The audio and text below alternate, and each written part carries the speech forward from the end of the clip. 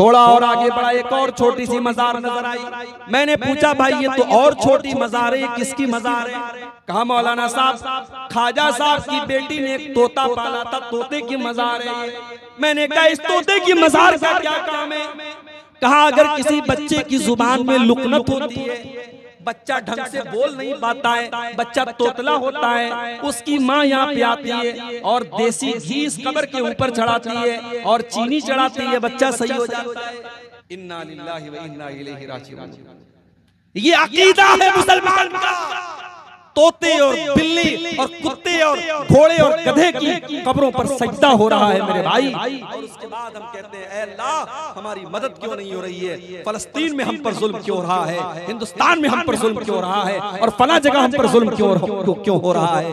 अगर इंसान मुशरिक है, अगर अल्लाह के साथ वो किसी को शरीक कर रहा है, अल्लाह के अलावा किसी और के दर पे सर झुका रहा है, अल्लाह के अलावा किसी और से डरता है, किसी और के ऊपर भरोसा करता है, मुशरिक है कि इंसान। हज करता रहे वो, उम्रा करता रहे वो, नमाज पढ़ता रहे वो, अल्लाह के यहाँ उसकी नेकियों का कोई मतलब नहीं। वमन यकफुर बिल ईमानी फक़द हबिता अमलुहु व हुवा फिल आखिरति लमिनल खासिरीन। जो इंसान काफिर हो जाए, जो ईमान का रास्ता छोड़ करके कुफ्र का रास्ता अपना ले, तौहीद का रास्ता छोड़ करके शिर्क का रास्ता अपना ले, अल्लाह फरमाता है वमन यकफुर बिल ईमानी फक़द हबिता अमलुहु, उसके तमाम के तमाम अमाल बर्बाद हो जाएंगे, उसकी कोई नेकी उसके काम नहीं आएगी। मुशरिक का कोई अमल उसके काम आने वाला नहीं।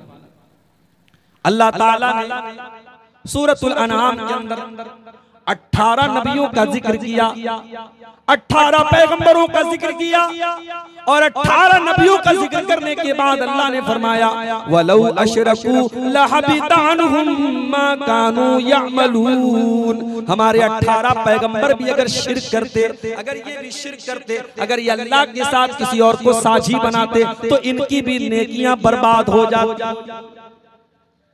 हालांकि हम जानते हैं अल्लाह के नबियों ने कभी शिर्क नहीं किया और कर भी नहीं सकते, मगर अल्लाह ताला ने समझाने के लिए कि शिर्क कितनी खतरनाक चीज है, अल्लाह ने फरमाया अगर हमारे नबियों ने भी शिर्क किया होता तो उनकी नेकियां बर्बाद हो जाती। और आगे बढ़िए, कुरान का 24वां पारा खोलिए, सूरह ज़ुमर में अल्लाह फरमाता है वलक़द ऊहिया इलैका व इलल्लज़ीना मिन क़ब्लिका लइन अशरकता लयहबतन्न अमलुक व लतकूनन्न मिनल ख़ासिरीन। ऐ नबी, ऐ मेरे प्यारे नबी, ऐ मेरे प्यारे हबीब, अगर आपने भी शिर्क कर दिया, हम ये नहीं देखेंगे कि आप हमारे नबी हैं, हमारे आखिरी नबी हैं, हमारे महबूब नबी हैं, हमारे प्यारे नबी हैं। ऐ नबी अगर आपने भी शिर्क कर दिया, आपकी सारी नेकियां बर्बाद हो जाएंगी और आप भी अल्लाह ताला क्या खसारा उठाने वाले, नुकसान उठाने वालों में से हो जाएंगे। इतना खतरनाक गुनाह है शिर्क। और आज का मुसलमान इसको अपने नाक का मैल समझता है। कितने मुसलमान हैं बड़े आराम से, बड़े धड़ल्ले से शिर्क करते हैं। अल्लाह का शुक्र है आपका इलाका बहुत हद तक सेफ है शिर्क से। आप हमारे यूपी में चले जाएं, हर गली में, हर नगर में आपको कोई ना कोई शिर्क का अड्डा मिलता है। बिहार के अंदर एक इलाका है सहसराम, चले जाइए, गया के रूप पर आपको मिल जाएगा। सहसराम के अंदर भी आपको, बिहार का शहर है, मगर आपको हर मोहल्ले में 2-4 मज़ारात और कब्रें मिल जाएंगी जहां चादर चढ़ाई जा रही है और लोग वहां जाकर के सजदा करते हैं। कभी आप अगर यहां से दिल्ली जाएंगे, कटिहार से अगर आप दिल्ली का सफर करेंगे और आपकी ट्रेन अगर फैजाबाद और अयोध्या वाले रूट से जा रही होगी, रास्ते में एक स्टेशन पड़ता है अकबरपुर, आपको कुछ ऐसे मुसाफिर मिलेंगे जो अकबरपुर से उतरेंगे और चढ़ेंगे, उनके हाथ में पानी के ड्रम होंगे। उनसे पूछिएगा भाई इसमें क्या भरा हुआ है, वो कहेंगे कछौछा शरीफ की मजार का पानी भरा हुआ है, मजार को धोया जाता है, कब्र को धोया जाता है, और वो धोया हुआ गंदा पानी वो पानी के ड्रम में भर भर के लाते हैं और ये समझते हैं कि उससे हमारे बीमारों को शिफा मिल जाएगी और उससे हमें बरकत मिलेगी और उससे हमें फायदा मिलेगा। ये आज के मुसलमान का अकीदा है। कर्नाटक में मैं गया, वहां एक शहर है गुलबर्गा। गुलबर्गा में बहुत बड़ा मजार है, जैसे अजमेर में मजार है उनका ख्वाजा मोइनुद्दीन चिश्ती अजमेरी का, जिनको गरीब नवाज कहा जाता है, तो गुलबर्गा में एक बहुत बड़ा मजार है ख्वाजा बंदा नवाज का, उनको बंदा नवाज कहा जाता है। मेरा प्रोग्राम था गुलबर्गा में, लोगों ने कहा मौलाना आइए आपको जरा बंदा नवाज की दरगाह की सैर करा देते। मैंने कहा चलो भाई हम भी देख लेते। गए दरगाह के अंदर। अच्छा, मैं किसी शहर में जाता हूं तो जानबूझ करके ऐसी जगहों पर जाकर के देखता हूं, खुशी के मारे नहीं, अल्लाह की कसम मुझे खुशी नहीं होती, मैं ये सोच करके जाता हूं और ये मैं महसूस करके जाता हूं कि मैं जहां जा रहा हूं वहां जाकर के मुझे तकलीफ होगी, मेरे दिल को तकलीफ होगी, फिर भी मैं देखना चाहता हूं कि इंसान, एक मुसलमान किस हद तक आज गिर चुका है। अभी बरेली में गया था तो बरेली में भी अहमद रजा खान, जिनको आला हजरत कहा जाता है, उनकी कब्र पर भी मैं गया और पूरा एक गली है शिर्क से भरी हुई है और दुकानों पर हर चीज पर जो है रजा रजा लिखा हुआ है और वहां अल्लाह का नाम कम लिया जाता है और रजा का नाम ज्यादा लिया जाता है। बरेली के अंदर अभी 2 महीना पहले मेरा प्रोग्राम था, 1 महीना पहले, वहां मैंने ये मंजर देखा। और 2-3 साल पहले जब मैं कर्नाटक में गया गुलबर्गा में और बंदा नवाज की दरगाह के अंदर में गया तो वहां मैंने देखा एक छोटी सी कब्र है। मैंने पूछा भाई ये छोटी सी कब्र किस चीज की है? लोगों ने बताया कि ख्वाजा साहब की बेटी ने एक बिल्ली पाली थी, ये बिल्ली की कब्र। अब सोचो, बिल्ली की कब्र है, बाकायदा पक्की कब्र है, मजार है, उस पर भी चादर चढ़ी। थोड़ा और आगे बढ़ा, एक और छोटी सी मजार नजर आई। मैंने पूछा भाई ये तो और छोटी मजार है, किसकी मजार है? कहा मौलाना साहब ख्वाजा साहब की बेटी ने एक तोता पाला था, तोते की मजार है। मैंने कहा इस तोते की मजार का क्या काम है? कहा अगर किसी बच्चे की जुबान में लुकनत होती है, बच्चा ढंग से बोल नहीं पाता है, बच्चा तोतला होता है, उसकी माँ यहाँ पे आती है और देसी घी इस कब्र के ऊपर चढ़ाती है और चीनी चढ़ाती है, बच्चा सही हो जाता है। इन्ना लिल्लाहि व इन्ना इलैहि राजिऊन। ये अकीदा है मुसलमान का। तोते और बिल्ली और कुत्ते और घोड़े और गधे की कब्रों पर सजदा हो रहा है मेरे भाई। और उसके बाद हम कहते हैं ऐ अल्लाह हमारी मदद क्यों नहीं हो रही है? फलस्तीन में हम पर जुल्म क्यों हो रहा है, हिंदुस्तान में हम पर जुल्म क्यों हो रहा है और फला जगह हम पर जुल्म क्यों हो रहा है? मेरे भाइयों, अल्लाह ने मदद का वादा तब किया था जब हम उस एक अल्लाह की तौहीद पर कायम रहे, हम शिर्क करते रहे, हम अल्लाह को नाराज करते रहे, हम अल्लाह को छोड़ करके गैरुल्लाह के दर पर पेशानी झुकाते रहे और हम ये एक्सपेक्ट करें, ये उम्मीद करें, ये आशा करें कि अल्लाह मदद नाजिल करेगा। खबरदार, अल्लाह की मदद मुशरिकों को नहीं मिलती, अल्लाह की मदद अहले तौहीद। ये पहला गुनाह है जो हमारी नेकियों को बर्बाद कर देता है मेरे भाई। अगर हमने शिर्क कर लिया हमारी सारी नेकियां बर्बाद। अब यहां पर एक मसला और समझ लो। एक आदमी मुसलमान है, अब वो मुसलमान से काफिर हो गया। जैसे अभी बहुत सारी मुसलमान लड़कियां हो रही हैं, किसी गैर मुस्लिम लड़के से उनको प्यार हो गया, मोहब्बत हो गई।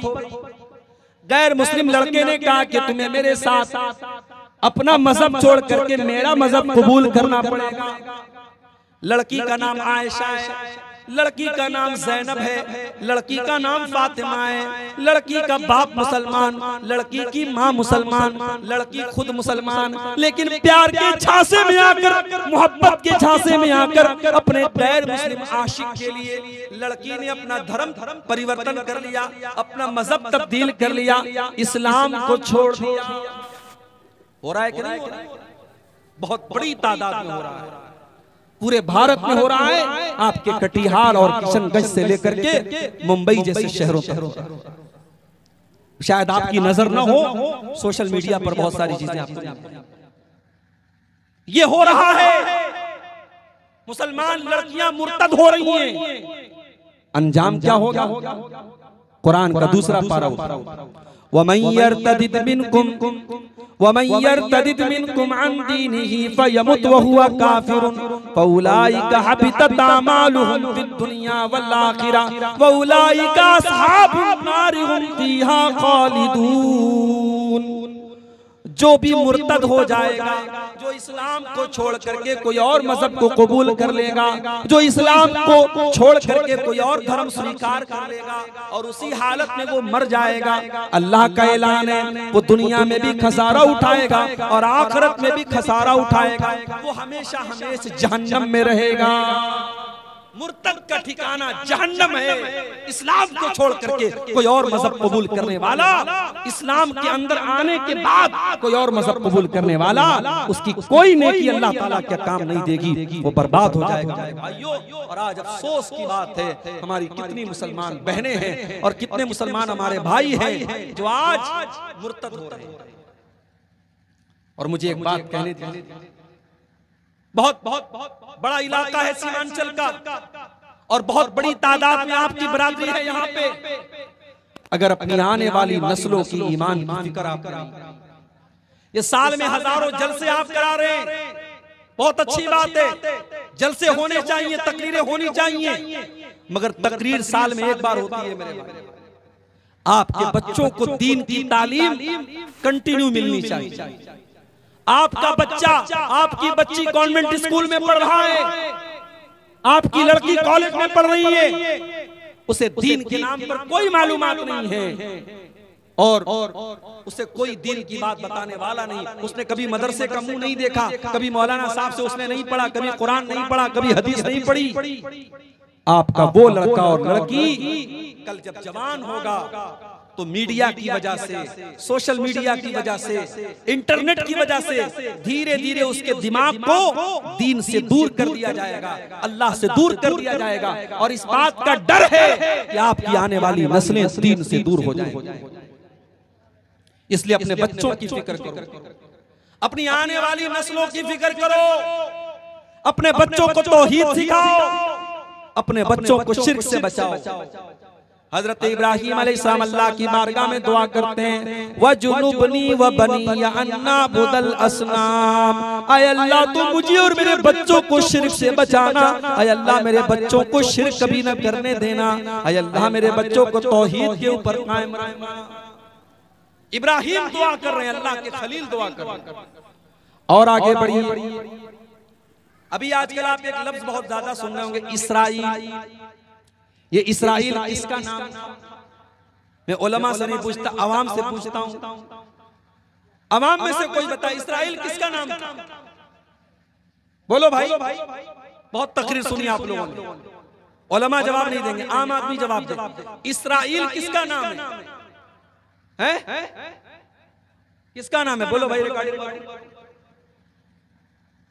कोई बताए इसराइल किसका नाम है? किसका नाम था? नहीं नहीं, और कोई बताए इसराइल किसका नाम था? क्या तकरीर सुनते हो भाई? इसराइल हजरत याकूब अलैहिस्सलाम का नाम था। हजरत याकूब अलैहिस्सलाम का नाम इसराइल था और उन्हीं के 12 बेटों से 12 कबीले बने थे जिनको बनी इसराइल कहा जाता है। और ये जो यहूदी हैं ये उसी नस्ल से चले आ रहे हैं, इसीलिए इन्होंने अपनी इन्होंने जो मुल्क बनाया उसका नाम अपने बाप के नाम पे इसराइल के नाम पे रखा। तो इसराइल कोई खराब नाम नहीं है, ये तो नबी का नाम है, ये तो नबी का नाम है। ये अलग बात है कि इतने बड़े नबी के नाम पर इन्होंने अपने देश का नाम बनाया और जबरदस्ती फलस्तीनियों के मुल्क पर कब्जा करके बनाया और फिर धीरे धीरे उनके और भी इलाकों पर कब्जा करते चले गए। और आज जिनकी जमीन पर कब्जा किया और जिनके देश में इनको आज से 60 साल 70 साल पहले पनाह मिली, वही ये जुल्म और सितम कर रहे हैं, फलस्तीनियों को मार रहे हैं। और आज आप देखें एक हॉस्पिटल पर इसराइल ने हमला किया है और हॉस्पिटल में 500 लोगों के मरने की खबर आ रही है और जो लोग मरे हैं उनकी लाशें आप देखेंगे तो शायद आप अपने आंसुओं को रोक नहीं पाएंगे। भाइयों, अल्लाह हमारे भाइयों की मदद करे, बस हम ये दुआ कर सकते हैं। तो हजरत याकूब अलैहिस्सलाम का नाम इसराइल, उनके 12 बेटे थे और उन्हीं 12 बेटों में 2 बेटे अलग माँ से थे और 10 बेटे अलग माँ से थे। जो 2 बेटे अलग माँ से थे, एक बेटे का नाम था यूसुफ और दूसरे बेटे का नाम था बिन्यामीन। अभी इसराइल का जो राष्ट्रपति है उसका नाम भी क्या है? नितिन बिन्यामीन। वो बिन्यामीन जो बोलते हैं ना, वही बिन्यामीन है। तो बिन्यामीन के नाम पर भी अपने बच्चों का नाम बोला। तो हजरत याकूब अलैहिस्सलाम का जब आखिरी टाइम आया, उनके मरने का टाइम आया, तो उन्होंने अपने 12 बच्चों को बुलाया। हमारे यहाँ जब किसी के मरने का टाइम आता है तो बच्चों को बुला करके वो क्या पूछता है? अपनी जमीन के बारे में बात करता है, अपनी जायदाद के बारे में बात करता है, अपने रुपये पैसे के बारे में बात करता है। लेकिन मेरे प्यारे साथियों, हजरत याकूब अलैहिस्सलाम का आखिरी टाइम में अपने 12 बेटों को उन्होंने बुलाया। कुरान कहता है, अम कुंतुम शुहदा इज़ हज़र याकूब अल मौत इज़ क़ाला लिबनीहि मा ताबुदून मिन बादी। हजरत याकूब अलैहिस्सलाम ने अपने 12 बेटों से सवाल किया, ऐ मेरे बच्चों बताओ, तुम मेरे मरने के बाद किसकी इबादत करोगे? क़ालू नाबुदु इलाहका व इलाह आबाइका इब्राहीम व इस्माईल व इसहाक़ इलाहा वाहिदा व नहनु लहू मुस्लिमून। 12 बेटों ने जवाब दिया, अब्बा जान, हम आपके मरने के बाद उसी एक अल्लाह की इबादत करेंगे जिसकी इबादत आप करते हैं और जिसकी इबादत हमारे बाप दादा किया करते थे। हमारे यहाँ कोई बाप अगर पूछे अपने बच्चों से तो लोग मजाक उड़ाएंगे, यार ये कौन सा सवाल है कि मेरे बाद किसकी इबादत करो? मगर याकूब अलैहिस्सलाम अपने 12 बेटों से ये वसीयत करके जा रहे हैं, मेरे बाद किसकी इबादत करो। पता ये चला अपनी आने वाली नस्लों की तौहीद की हिफाजत करना, उनके अकीदे की हिफाजत करना, ये हमारी जिम्मेदारी है मेरे भाई। इसीलिए मैं कहता हूं कि इन मदरसों को हकीर मत समझो। ये मदरसे हैं तो तुम्हारा ईमान महफूज है, ये मदरसे हैं तो कुरान करीम की अल्लाह हिफाजत कर रहा है, ये मदरसे हैं तो तुम्हारी हदीसें महफूज हैं, ये मदरसे हैं तो तुम्हारा वजूद महफूज है। जिस दिन ये रहे सहे मदरसे भी खत्म हो गए, अल्लाह की कसम तुम्हें ईमान और इस्लाम बताने वाला। तो ये पहली चीज है मेरे भाइयों जो हमारी नेकियों को बर्बाद कर देती है। अगर कोई शिर्क करेगा तो उसकी सारी नेकियां बर्बाद। और आगे बढ़िए।